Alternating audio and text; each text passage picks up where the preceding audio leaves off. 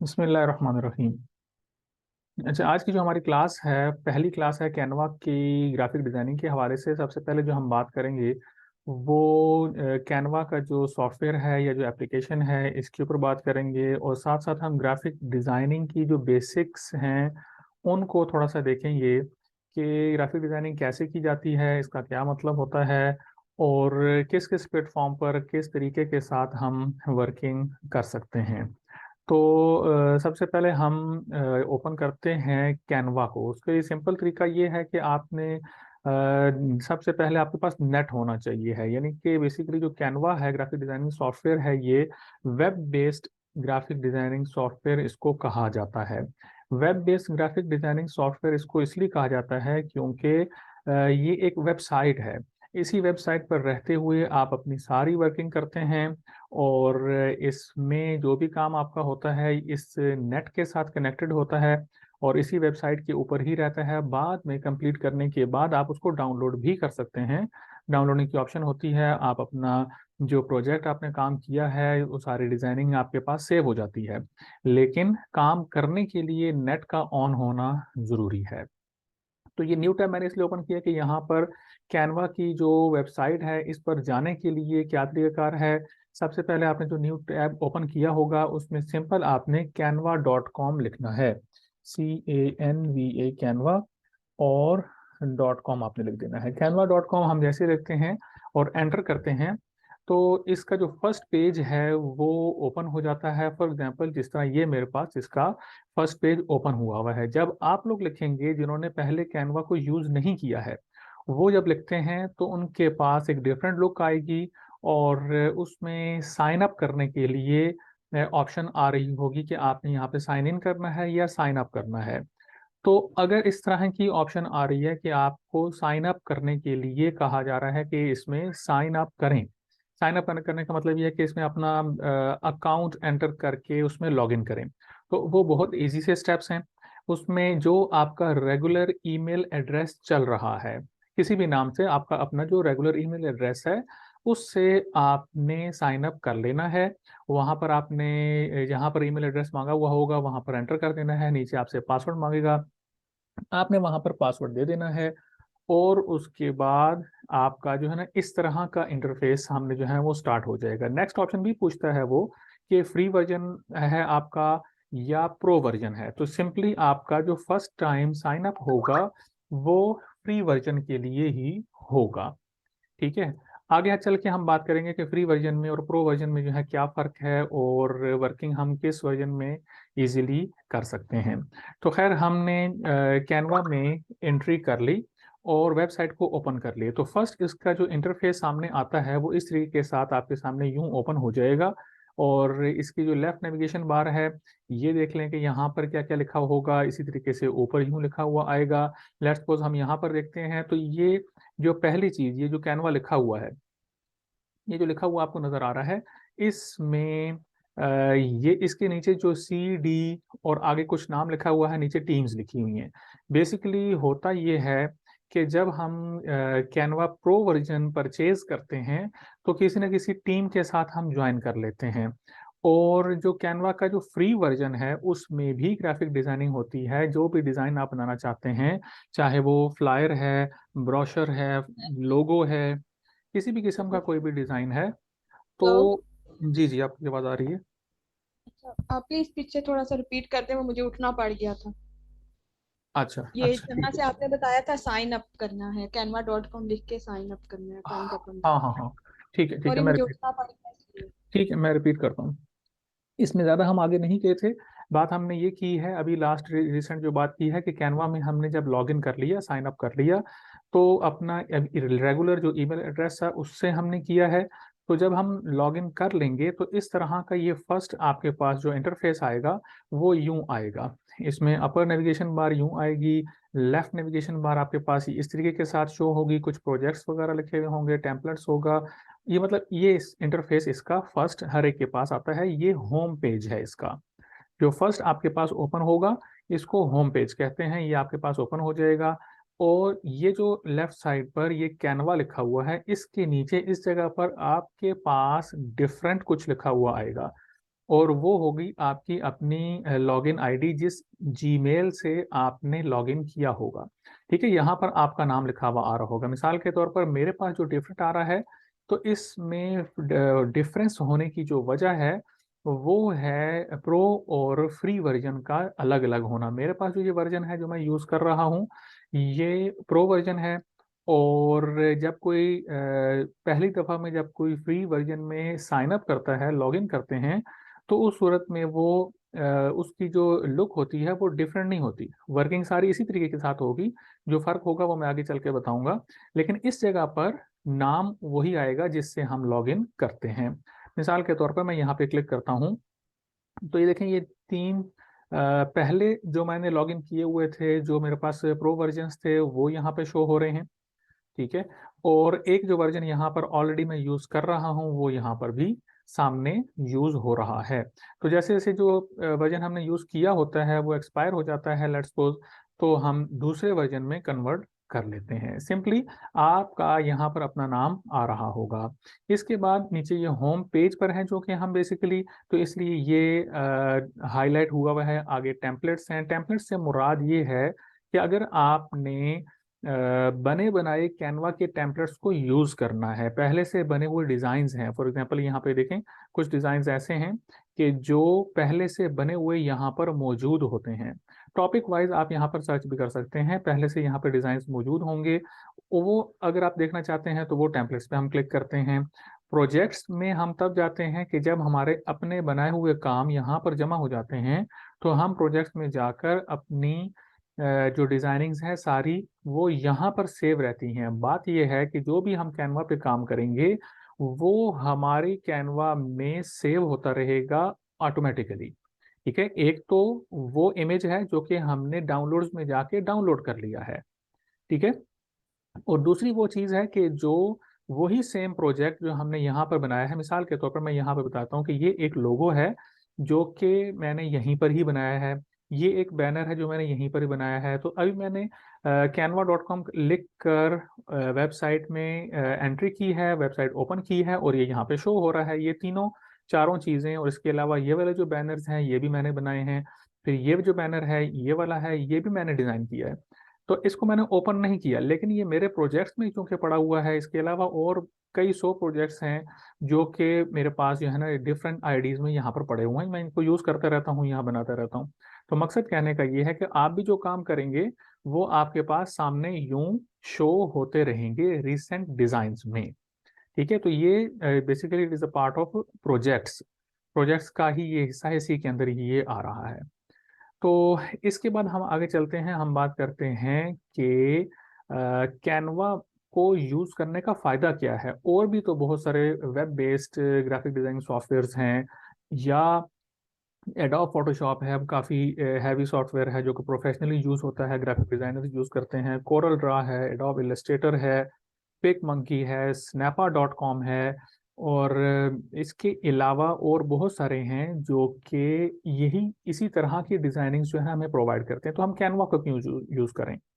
इस बात का जवाब ये है कि कैनवा में जो टेम्पलेट्स हैं वो काफ़ी ज़्यादा हैं in comparison to other websites. और दूसरी बात यह है कि ये यूज़र फ्रेंडली है, बहुत आसानी के साथ आप इसमें अपनी वर्किंग कर लेते हैं। किसी भी तरह का डिज़ाइन आपने बनाना हो, आपको आसानी के साथ समझ में आता जाता है। खुद ब खुद से आपको समझ में आता है कि यहाँ पर इस जगह पर जाएंगे तो क्या हमें यहाँ पर शो हो रहा है, इधर क्या हमें शो हो रहा है। सारी चीज़ें यूज़र फ्रेंडली हैं, आपको इजीली हर चीज़ पर एक्सेस मिल जाती है। और इसका फ्री वर्जन भी इतना अच्छा है कि आपको एक कंप्लीट डिज़ाइन आपका आसानी के साथ बन सकता है। और अगर प्रो वर्जन में हम चले जाते हैं फिर तो बात ही कुछ और है, सारी की सारी एक्सेस हमें यहाँ पर मिल जाती है। इसके बाद ये चीज़ समझ लें कि यहाँ पर हमें क्या क्या, हम इसमें क्या क्या डिज़ाइन बना सकते हैं। आज चूँकि इसकी इंट्रोडक्टरी क्लास है, एक डिज़ाइन भी हम बनाएंगे और डिज़ाइन कैसे बनाना शुरू करते हैं वो भी हम करेंगे इसमें। लेकिन इसमें हमें ये मालूम होना चाहिए कि हर तरह का डिज़ाइन, मतलब जो हम सोचते हैं, फॉर एग्जांपल लोगो डिज़ाइन है तो वो यहाँ पे हो सकता है, फ्लायर डिज़ाइन हो सकता है, ब्रोशर बना सकते हैं, जो होटल्स के जो मेन्यूज होते हैं, शादी कार्ड है वो भी यहाँ बन सकता है, पोस्टर बना सकते हैं, कैलेंडर, ग्राफ, लेबल, इसके अलावा पोस्ट कार्ड, यूट्यूब के जो थंबनेल्स हैं, इंट्रो है, उसका आउट्रो है, बिजनेस कार्ड है, यानी कि सीवी तक इसमें आप बना सकते हैं, प्रेजेंटेशंस बना सकते हैं। जो प्रेजेंटेशन के लिए हम पावर पॉइंट यूज़ करते हैं, जो कि माइक्रोसॉफ्ट का एक जो सॉफ्टवेयर है, तो उसको यूज़ करते हैं। तो यहाँ पर भी हम वही चीज़ इधर भी उससे कई गुना बेहतर तरीके के साथ बना सकते हैं। वीडियो भी यहाँ पर अपनी हम एडिट कर सकते हैं, डिफरेंट प्लेटफॉर्म्स में इसको यूज़ कर सकते हैं, फेसबुक की वीडियो है या टिकटॉक की है, मतलब किसी भी तरह की वीडियो को हम एडिट कर सकते हैं इस वाले कैनवा को यूज़ करते हुए। तो अब हम आगे चलते हैं। नेक्स्ट स्टेप हमारा ये है कि क्रिएट अ डिज़ाइन। एक नया डिज़ाइन अगर हमने बनाना हो तो हम क्या करेंगे, कौन से स्टेप्स को फॉलो करेंगे और किस तरीके के साथ हम आगे चलेंगे। तो देखें, ये राइट साइड पर ये लिखा हुआ है क्रिएट अ डिज़ाइन। जैसे ही मैं इस पर क्लिक करूंगा तो एक विंडो नीचे ओपन हो जाएगी और इसमें मेरे से ये पूछेगा कि कौन सा डिज़ाइन आपने बनाना है। ठीक है, देखें मैंने यहाँ पे क्लिक किया है क्रिएट अ डिज़ाइन। जैसे हम इस पर क्लिक करते हैं तो ये बहुत सारे डिज़ाइन जो कि यहाँ पर कैनवा के पास ऑलरेडी मौजूद होते हैं उनके नाम यहाँ पर आ जाते हैं। फिर जिस पर भी हम क्लिक करेंगे एक नया टैब ओपन हो जाएगा नेट पे, कंप्यूटर पे, और उस पर हम अपना काम करना शुरू कर देंगे। ये इससे आगे जाने से पहले ये भी चीज़ आपके जहन में रहे कि सेम जीमेल की आईडी से आपने मोबाइल में भी इसी कैनवा को प्ले स्टोर से डाउनलोड कर लेना है। ठीक है, सेम जीमेल की आईडी इसलिए कह रहा हूं कि अगर आपने कंप्यूटर में फॉर एग्जांपल इस वाली आईडी से आपने काम किया हुआ है और आपने कैनवा जो कि प्ले स्टोर से डाउनलोड किया है मोबाइल में, वो किसी और आईडी से आपने कर लिया है, तो जो मोबाइल में आपने काम किया हुआ होगा वो अलग आपके पास सेव रहेगा, जो कंप्यूटर में होगा वो अलग सेव होगा। लेकिन अगर सेम आईडी होगी तो उसका फ़ायदा ये होगा कि लेट्स सपोज आपने यहाँ पर कोई डिज़ाइन बनाया है लैपटॉप पे या कंप्यूटर पे, अब आपने दोबारा से मोबाइल पर काम करना है, लैपटॉप आप ओपन नहीं कर सकते हैं, आप आगे कंटिन्यू करते हैं कि जी मैं मोबाइल पर आगे काम करता हूँ या करती हूँ, तो उस सूरत में क्या होगा, वहीं से आप आगे अपने मोबाइल में जो कैनवा की एप्लीकेशन आपने डाउनलोड कर ली होगी प्ले स्टोर से, वहाँ से काम आपका कंटिन्यू हो जाएगा, वहाँ से डाउनलोड भी हो जाएगा, वहाँ से कुछ आपने अपलोड करना है तो वो भी हो जाएगा। इसलिए सेम जीमेल आईडी से आपने दोनों प्लेटफॉर्म पर, दोनों जगहों पर आपने लॉगिन रखना है। अच्छा, अब हम आ गए हैं क्रिएट डिज़ाइन पे। मैं अगेन यहाँ पे क्लिक करता हूँ क्रिएट डिज़ाइन। इसमें डिफरेंट डिज़ाइंस हैं। फॉर एग्जांपल एक हम आज इस पर हम काम करेंगे वो है फ्लायर। फ्लायर पे मैंने जैसे ही माउस लेकर जाता हूँ तो कैनवा की सबसे बड़ी खूबी यहाँ पर यह है कि जिस भी डिज़ाइन पर हम माउस का जो पॉइंटर है वो लेकर जाते हैं, हमें उसका वो साइज़ बता देता है। फॉर एग्जांपल ये है फ्लायर, तो इसका ये साइज़ यहाँ पर आ रहा है। मैं इस पर क्लिक करता हूँ, जैसे मैंने क्लिक किया है तो एक नया टैब ओपन हो गया है और नए टैब में ये किसी ने पूछा है कि हमने कैनवा इंस्टॉल करना है। नहीं, कैनवा की जो इंस्टॉलेशन का जो सिस्टम है बेसिकली वो होगा आपके मोबाइल में। मोबाइल में एप्लीकेशन आपकी इंस्टॉल हो जाएगी और इस पे यहाँ पर अगर आप लैपटॉप पे या कंप्यूटर पे अगर आप वर्किंग करते हैं तो उस सूरत में आपको इंस्टॉल करने की ज़रूरत नहीं है। जस्ट आपने नेट ओपन करना है, कैनवा की वेबसाइट ओपन करनी है, तो खुद ब खुद से आपका जो अपना होम पेज होगा जिसके ऊपर आपने काम किया है वो सामने आ जाएगा।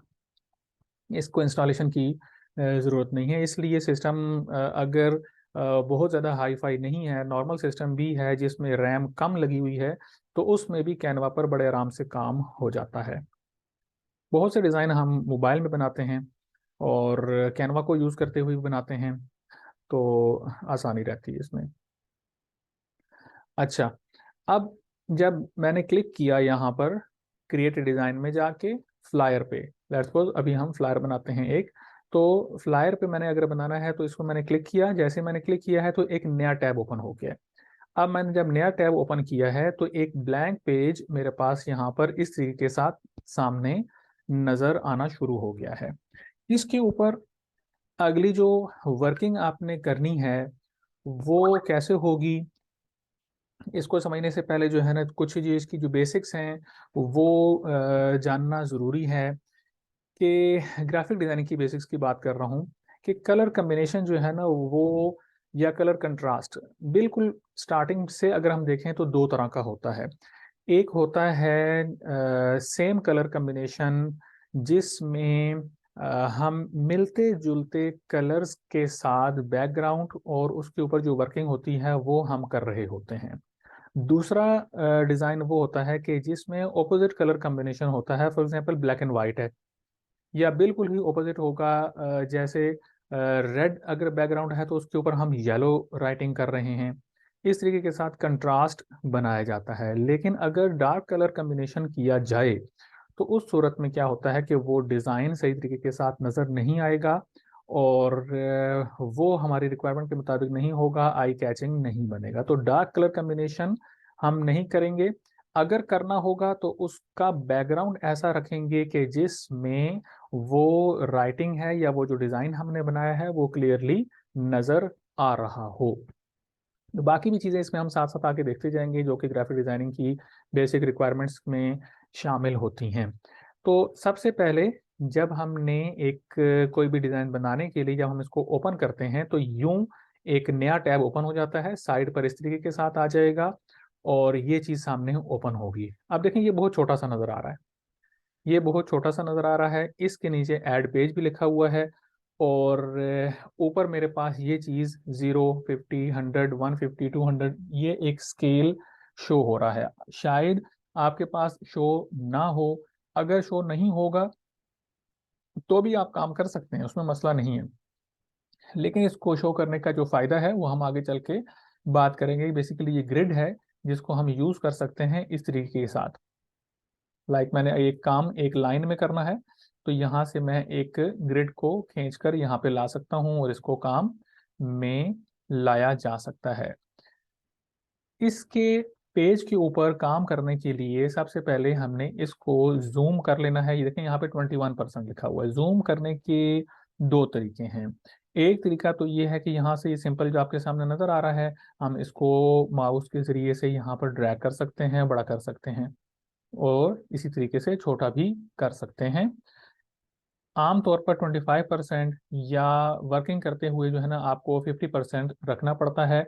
लेकिन इसमें कंप्लीट पेज आपको अपनी कैनवा की वेबसाइट पर इस तरह इकट्ठा नज़र नहीं आता अगर आपने इसको 50% पे रखा हुआ हो और ये हो लेंथ वाइज पेज अगर ज़्यादा हो। अगर तो बिल्कुल स्क्वायर शेप में है तो उस सूरत में तो आपको ये कंप्लीट पेज नज़र आता रहेगा।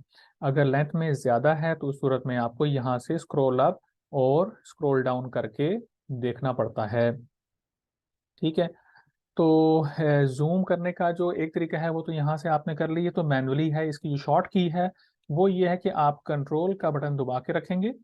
कंट्रोल का बटन मैंने अभी दबाया हुआ है। अब माउस के ऊपर जो गोल वाला बटन होता है जिसको हम स्क्रॉल बटन कहते हैं तो उसको ऊपर की तरफ स्क्रॉल करेंगे तो ये इसका जूम इन होता जा रहा है और ज़्यादा करीब नज़र आता जा रहा है। अब इसको पीछे कर रहा हूँ तो ये स्क्रॉल डाउन हो रहा है, इसका साइज छोटा होता जा रहा है। ठीक है। तो ये शॉर्ट कीज मैं आपको साथ साथ बताता जाऊंगा, इसको अपने साथ नोट भी रखें या वैसे ही याद रखते हैं तो इसमें काम करने में बहुत आसानी होती है, बहुत स्पीडीली काम आपका चलता है। बार बार जूम करके देखना पड़ता है किसी डिज़ाइन को, ये और हर दफ़ा हर डिज़ाइन में हमें इस ऑप्शन को करना है। तो यहाँ से पकड़ पकड़ के भी करते रहेंगे तब भी ठीक है, लेकिन जूम इन जूम आउट की जो शॉर्ट की है वो आपको याद रहनी चाहिए है। इसके बाद इस नेविगेशन बार में हम आ जाते हैं, ये जो लेफ्ट साइड पर है। सबसे पहले देखिए ऊपर लिखा हुआ है डिज़ाइन। डिज़ाइन पर जैसे हम क्लिक करते हैं तो दो चीज़ें हैं, एक है टेम्पलेट्स, दूसरा है स्टाइल्स। टेम्पलेट्स में और स्टाइल्स में आपके पास जो टेम्पलेट्स जो यहाँ पर शो हो रहे होंगे उनमें जो ऑलरेडी कैनवा के पास जो पहले से यहाँ पर टेम्पलेट्स मौजूद हैं वो यहाँ पर वो शो कर रहा होता है। हमारे ही जो हमने डिज़ाइन इनको बनाने के लिए जो है कहा है, मतलब फ्लायर हमने यहाँ पर बनाना चाहा है, उससे रिलेटेड जो भी फ्लायर्स हैं वो यहाँ पर शो हो रहे होते हैं। तो कैनवा में जब हम डिज़ाइन बनाते हैं तो दो तरीके से होता है। पहला तरीका ये है कि आप बिल्कुल स्क्रैच से बनाते हैं, ज़ीरो, इसके ऊपर कोई डिज़ाइनिंग पहले से टेम्पलेट की नहीं है, और हम बिल्कुल बेसिक से जो है ना कोई डिज़ाइन बनाने की कोशिश करते हैं।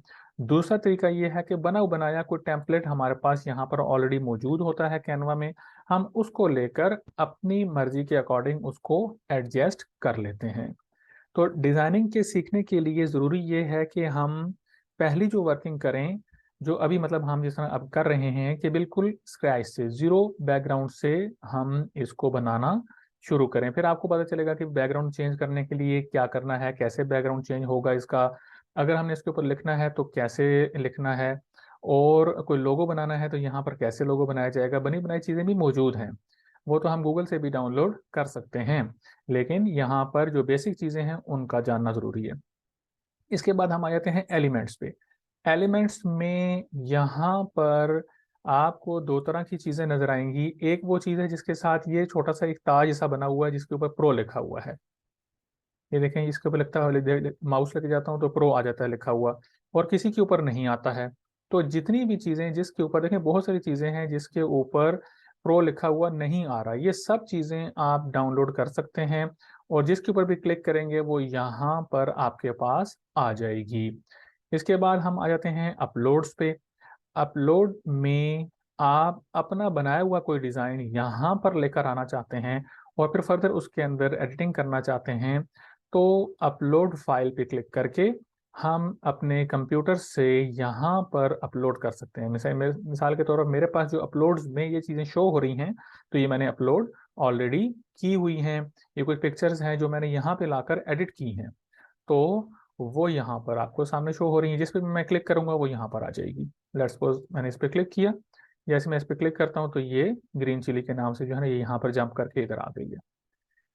अच्छा, इसके बाद हम आते हैं टेक्स्ट पे, और प्रोजेक्ट्स आपको मैं पहले से बताया है वही प्रोजेक्ट्स हैं, और ये चीज़ें फिर आगे हम साथ साथ काम करेंगे तो हमें समझ में आता जाएगा।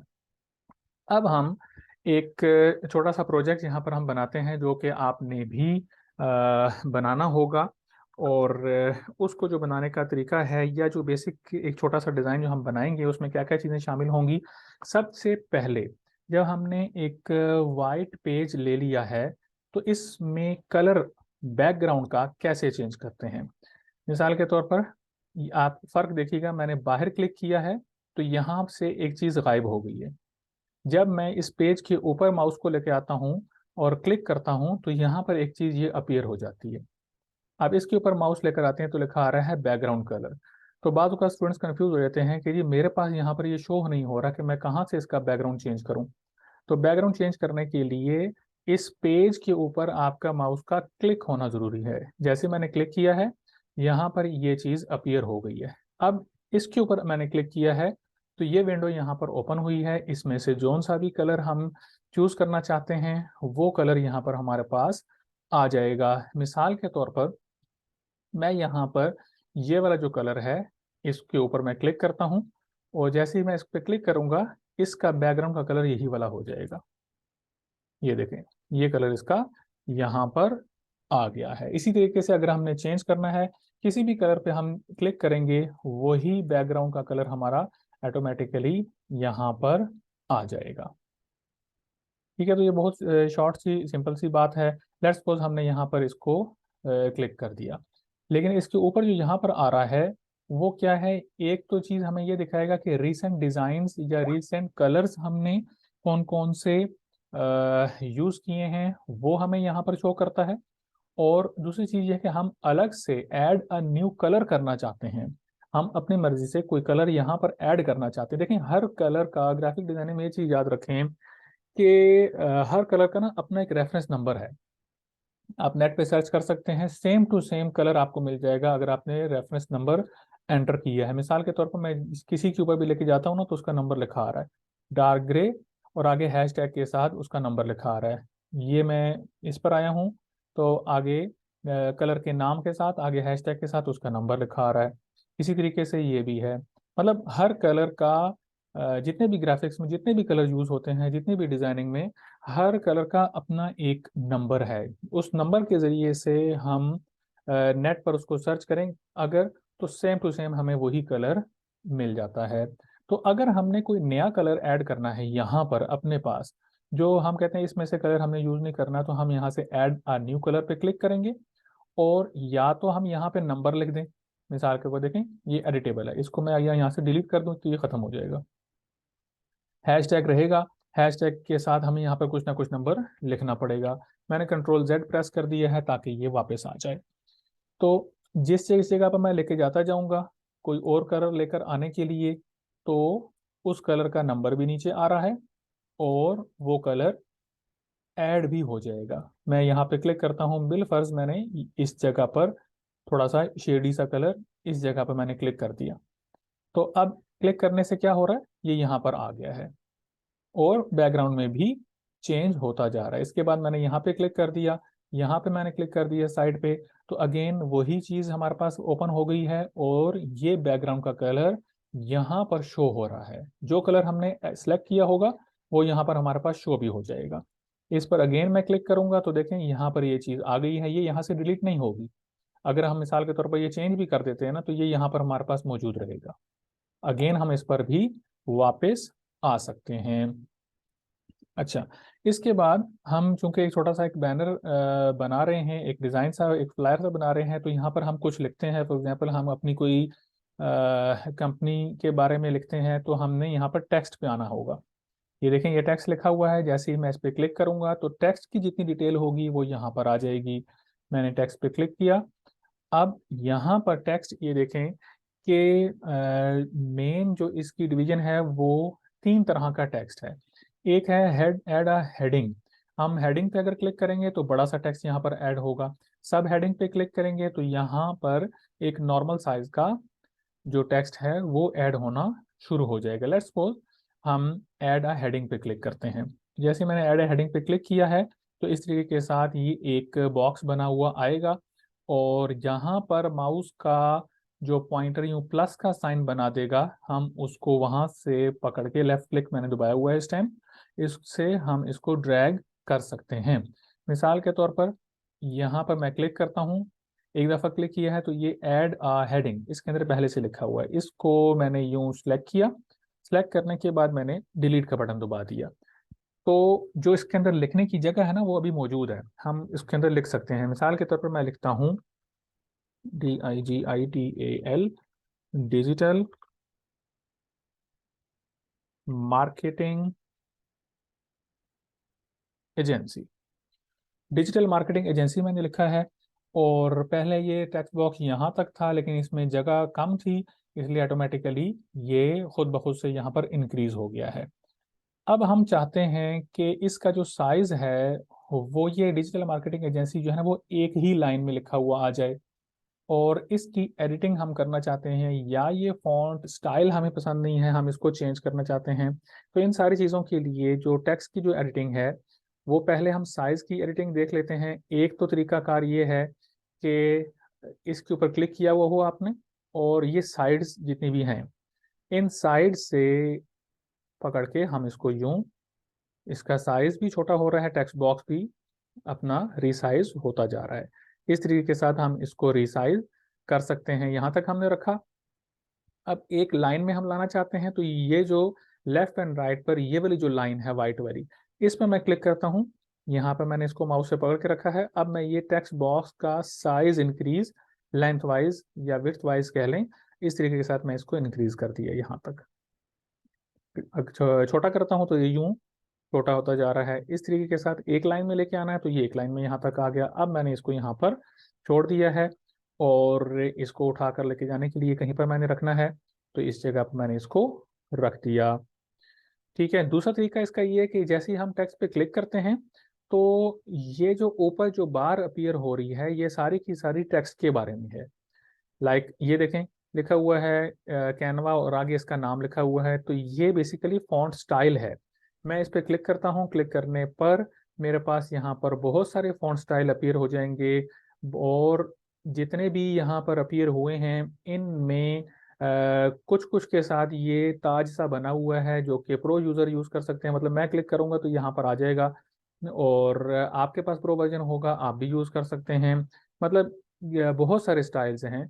और इसमें मिसाल के तौर पर ये वाला जो है, मैं इस पर क्लिक जैसे ही करूंगा तो ये खुद ब खुद से कन्वर्ट हो जाएगा इस वाले डिज़ाइन में। मिसाल के तौर पर हम क्लिक करके देखते हैं, ये मैंने क्लिक किया और ये यहाँ पर ये चीज़ इस तरीके के साथ आ गई है। इसको हम अपनी मर्जी के साथ एडजस्ट कर लेंगे, कहाँ पर हमने इसको रखना है उस तरीके के साथ हम इसकी एडजस्टमेंट कर सकते हैं। यहाँ पर मैंने इसको रख दिया। अब देखें, जो चीज़ मैंने आपको शुरू में बताई थी कि कलर कंट्रास्ट या कलर कम्बिनेशन जो है वो कैसा होना चाहिए। मिसाल के तौर पर ये पीछे जो कलर है ये भी कदरे डार्क है, और ये वाला जो कलर है ये भी ब्लैक है, तो इतना ज़्यादा सूट नहीं कर रहा। मिसाल के तौर पर थोड़ा सा हम इसको साइज इंक्रीज करते हैं। इस जगह पे जो प्लस का साइन है इसके ऊपर मैं क्लिक करता जा रहा हूँ तो ये साइज इंक्रीज होता जा रहा है, माइनस पे क्लिक करता हूँ तो साइज डिक्रीज हो रहा है। तो वो जो चीज़ मैं आपको बताना चाह रहा हूँ वो ये है कि इसके डार्क के ऊपर डार्क कलर ये कैसा सूट कर रहा है। अब अगर इसका कलर हम चेंज करते हैं और लाइट कर देते हैं तो फिर देखते हैं कि इसके अंदर कोई अट्रैक्शन पैदा होती है या नहीं होती है। वो कैसे चेंज होगा, तो जैसे ही मैंने टेक्स्ट के बॉक्स के ऊपर क्लिक किया है तो यहाँ पर ये फॉन्ट स्टाइल है, फिर ये इसका साइज है, इसके साथ ये देखें ए लिखा हुआ है, ये टेक्स्ट कलर है बेसिकली। इसके ऊपर हम क्लिक करते हैं तो ये टेक्स्ट कलर बॉक्स ओपन हो गया है जिस तरीके के साथ बैकग्राउंड कलर के लिए ओपन हुआ था। तो इसमें से हम कोई लाइट कलर, लेट्स सपोज हमने ये वाला कलर कर दिया, तो अब देखें कि इतना जो इसमें विजिबिलिटी और जो आई कैचिंग जो हो गया है पहले से बहुत ज़्यादा फर्क इसमें है। मिसाल के तो मैं कंट्रोल जेड करता हूँ, अब देखें कैसा लग रहा है, और कंट्रोल वाई मैंने कर दिया, अब देखें कैसा लग रहा है। तो वो चीज़ आपको समझ में आ गई होगी कि कलर कम्बिनेशन का बहुत एक इम्पॉर्टेंट रोल है इस डिज़ाइनिंग में, या कोई भी काम हम जब करते हैं डिज़ाइनिंग के रिगार्डिंग उसमें। तो बेस का कलर, अगर आपका बैकग्राउंड का कलर डार्क है तो आपकी राइटिंग ऊपर लाइट ही होनी चाहिए है। अच्छा, इसके बाद हम जाते हैं एलिमेंट्स में। एलिमेंट्स में आने के बाद एलिमेंट का जो यूज़ है वो हम देखेंगे कि यहाँ पर हम किस तरीके के साथ यूज़ कर सकते हैं।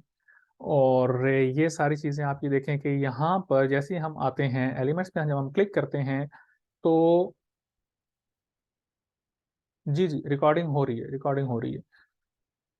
हाँ, इसमें लाइंस एंड शेप्स में आपने जब एलिमेंट्स पे जाना है तो लाइंस एंड शेप्स पे आपके पास सबसे पहले ये अपीयर होगा।